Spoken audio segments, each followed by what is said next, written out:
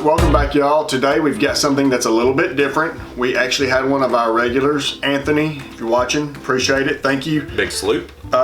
He did something ultra kind. He bought a brand new pair of Carminas and had them shipped straight to us, and he wants to share these with y'all as an education into what do the insides of these things look like. So this is cringeworthy. We actually have to take this brand new beautiful pair of shoes apart, and then afterwards we'll get them all stitched back up, and you know they'll be looking good, and we'll get them back out to Anthony. So thank you so much, Anthony. Let's get started on our Carmina review.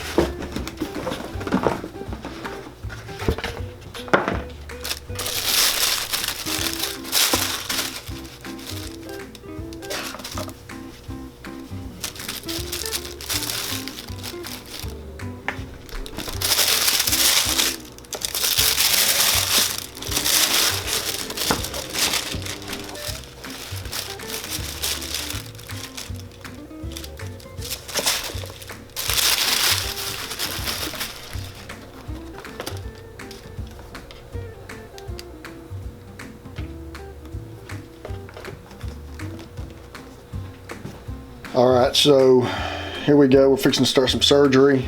This very much pains me to do this, so I'm gonna kind of head y'all off of the pass, and don't leave us a bunch of hate comments, because this hurts me probably as much as it hurts you, but I am here for the customer, and this is what he did. This is actually, he's doing this for y'all. So let's take a look.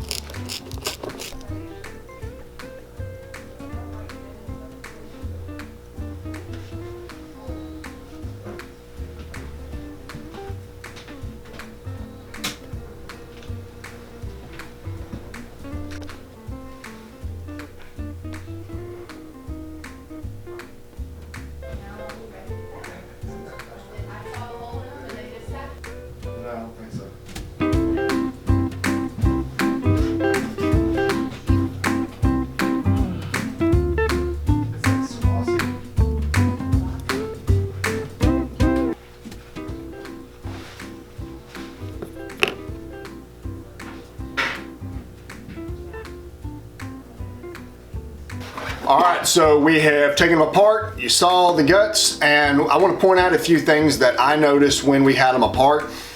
First thing is the ran, that part that goes around the heel. It is actually stitched on. It's not a big leather chunk like you see on a lot of other shoes, including the John Lobs that we had. It was actually a big strip of leather. This almost looked like the welt was continued around in one piece, but when it got to the heel breast, it actually was stitched around. That's something you get usually when you're getting into the bespoke shoe. The heel block, it was only held on by 4 nails. It didn't have a whole lot of nails coming through trying to hold this thing on. 4 nails is plenty. And so some people just overdo it. You don't need it. The rib that actually holds on the welt, it looked like some very substantial thick canvas that was holding it on. So it was as well adhesed to the glue that was holding it on to the full leather insole was really, really strong. JR soles. Combination heels. Combination heels. It was stacked leather, as you can see when we were pulling that thing off. Blind stitching. Blind stitching. The finishing on it was fantastic. The little decorative nails up near the toe area. It's kind of a nice touch. Yeah. I was quite impressed with it. Very high quality for what you pay for those things. Yeah, absolutely. So again, for all of you guys that are not quite aware of Carmina or you haven't heard of Carmina, again, Carmina is a Spanish brand. It's owned by a family that's been making shoes in the Mallorca area since the 1800s. And again, they continue to put out amazing quality shoes. If we were to look at a lot of the $300 to $500 price shoes, J. Fitzpatrick, Cobbler Union, some of those around the $375, $400 price range, great shoes, but then Carmina steps it up a little bit around the $500 range.